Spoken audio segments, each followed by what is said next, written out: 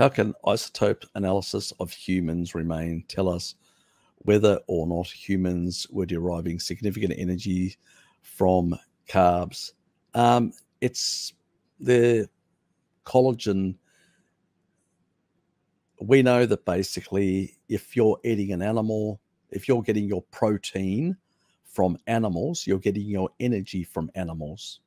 If you're getting energy from plants, you should have higher levels of N14. Since we see very low levels of N14, we have to presume that the intake, and also we look at the type of plants that are being, so the plants are not C3, the C4, because it's the delta 13. So we know quite clearly that they're coming from C4 plants.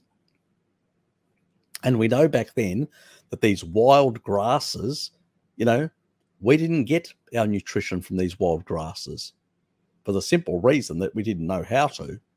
You had to develop early civilization to be able to process grasses. So you had to get into the upper Neolithic stage before you could actually process, small limited amounts of, grass and that protein. And they had less glucose and more protein.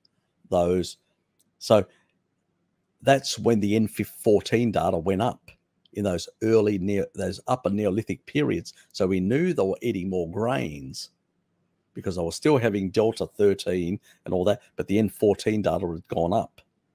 So we knew that where the source was coming from.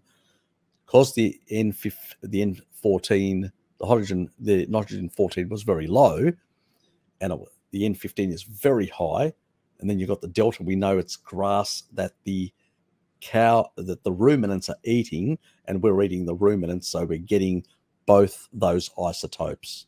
That's how we work that out. And then we use selenium and other sort of isotopes to work out the location where they were hunting them and all that, or stuff like that. But we know that in Neolithic times, when we started interacting with grains, it went up. And C3 plants, which are like the sort of most of our vegetables and stuff like that people eat today, that carbon isotope didn't appear until we started agriculture. So pre-agriculture, it just wasn't there. It was post-agriculture that we see it starting to rise. And now, a lot of these C3 plants, the amount of isotopes in modern humans is like astronomical high because we consume so much of this stuff.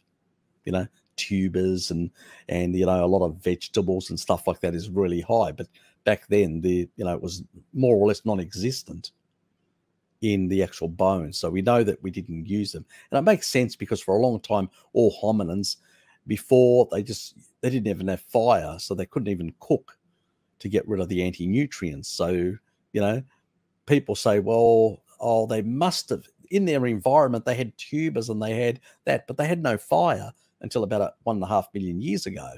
So it's very recent. And when we look at the bones, the collagen bones, right through, even when they had fire, the N14 and N15 data and all that is very similar.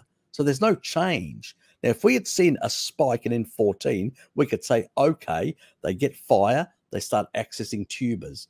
But that doesn't happen. There's no change in the N14, N15 data and the delta 13 data and stuff like that. So when you see that, you go, okay, this is a consistent picture, and you only see a slight increase in these interglacial periods, which means that they were accessing fruit primarily and stuff like that, which has got the lowest amount of anti-nutrients. It's got high fructose, which can fatten you up, but it's got far less anti-nutrients.